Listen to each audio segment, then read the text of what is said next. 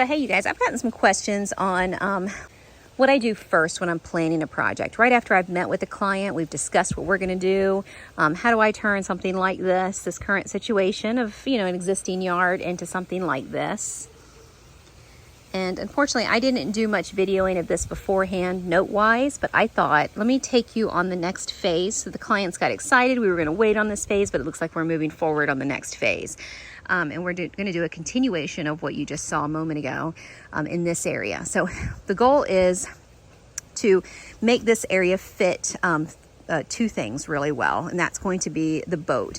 Now that's a roll gate, so a boat comes back and it comes about 6 foot off of this tree, comes all the way to the tree line, almost the tree line there, about 6 foot away from the tree. So we're going to disguise that first. We're going to put a rock pad there for the boat, so that way it's easy access in and out and easy for the gate to roll on.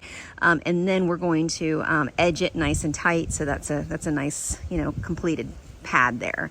And then we're gonna conceal that from the garden. So we're gonna do a collusia hedge, straight hedge, just on the outside of that tree there. And that collusia hedge is gonna be about 5 foot tall. And that's really gonna help soften that boat. And I think they're gonna let it get 8 or 9 foot tall because the boat's kind of tall. So, and in order to reuse this hot tub, they're gonna relocate this here and the meter, and then we're going to grade this out, put a pad down for them, put the hot tub in place. But in order to soften the hot tub against the shed, I'm thinking of doing like there's a little patio section here. So I'd like to do a nice Tahitian gray granite, because we have that in the other part of this garden. And we're gonna take that walkway and we're going to lead it to the hot tub itself. I'll put some flagstone in it. That way it's easy access for bare feet, of course. And then the jacuzzi, more than likely, is going to end up right here.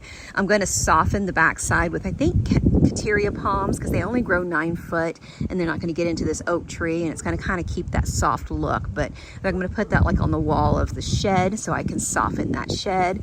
And then I'm going to take and do a nice little planter right here to kind of give us an entrance feel to the jacuzzi area. So I'm going to do a little planting here and a planting that goes from the jacuzzi box here and curves all the way around and goes to the shed section there. So that way, just leaving enough access for maintenance. So that way this whole area feels like the jacuzzi's within the garden.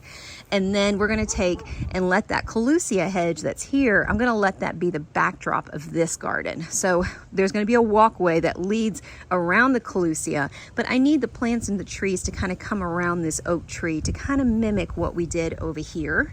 But I'm going to take what we did here and I'm going to redo it there. So that is now going to pull forward there. And then this is going to be a stone walkway leading all the way to the boat area. I'm going to take and veer it off and do another curve around plant material that's on this corner and go to the entrance of the shed.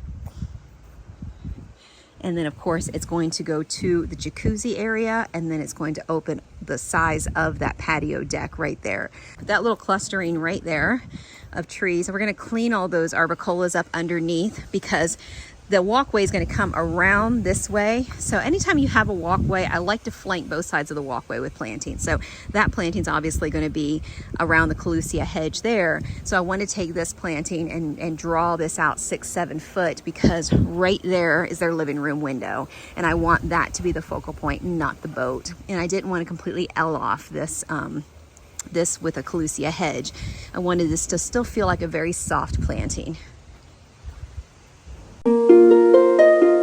Really feels like they can literally walk all the way around their yard and still remain in that tropical garden and still have, the utilitarian things that they need to have within their space. So this garden has changed a great deal on this side, and I think we can kind of continue that feel all the way around to the opposite side. So this is kind of the path I'm going to replicate like we did here. We're going to do the same on the opposite side with the same gray granite.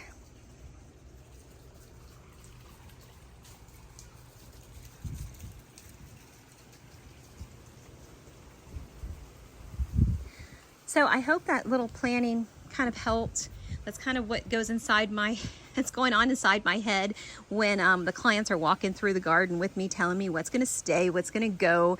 I'm taking visual notes of what I would do to work that into that space and still make that usable, but then give it an aesthetic punch of what belongs within their yard.